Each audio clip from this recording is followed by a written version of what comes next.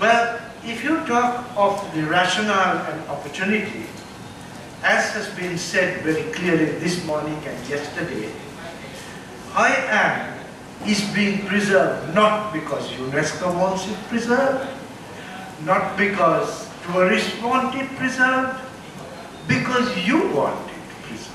It is your history, it is your culture, and it is your wealth.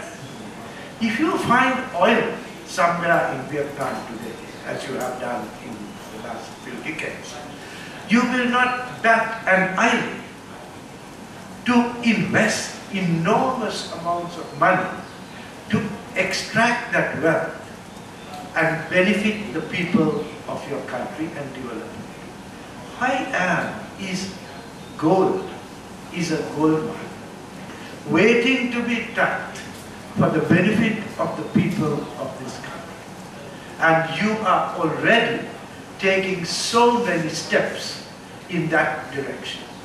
So it is important, I think, for all of us to recognize the message that Shirley so well articulated, that you have got to yourself decide the value of this asset.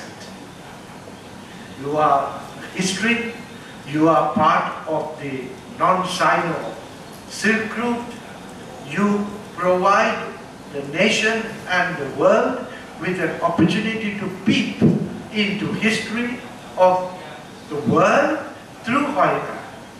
You have an opportunity of preserving for posterity the cultural diversity brought about by that history and the biological diversity which is natural to this area of Vietnam. So you have so much. You have the architecture, you have the furniture, you have the cuisine, you have the people, you have their dance forms, you have their way of life, all of which you are desiring to preserve for the sake of keeping it in its pristine form for the future. Then, when you protect and conserve Hoi An, you will find the people coming to Hoi An. When you have Hoi An, and this is an answer to the lady who was behind me, who asked a question about reality. The reality is that when you conserve and protect and develop Hoi An and Kulao Chan, the people will come to you. You don't have to go after people. The people will come to you because you have something so unique in this world. Just like the people go to Pisa, the people go to Vienna, the people go to Prague, the people go to Stockholm, people will come to Vietnam. Then about people's participation. It is necessary in this process, and you have already set in train, to get that participation in the development of the core values. What then are the opportunities? You are very fortunate, unlike any other part of the world that I know, where you have a magnificent corridor from Hue through Da Nang, the international airport and the port, to Hoi An.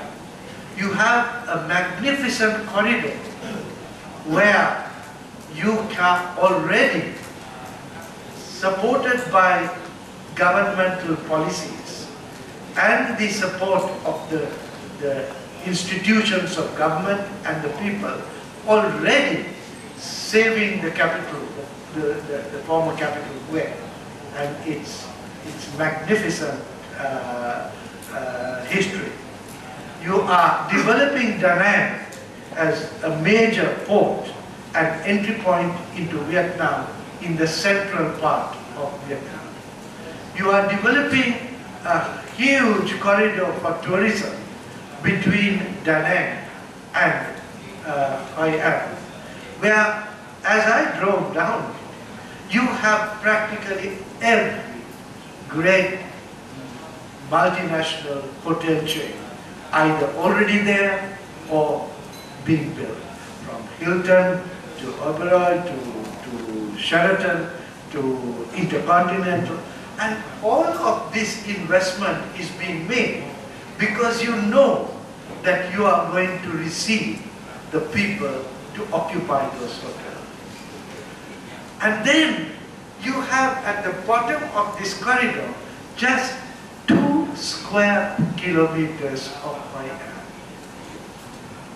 2 square kilometers of highway, which you want to protect, preserve, conserve, and sustainably develop, so that the people of Vietnam, as well as the people from the world, will be able to come, enjoy the sun and sand of the east coast of Vietnam, and use that opportunity to come down to Hoi An and take a look at history through the heritage of Hoi An.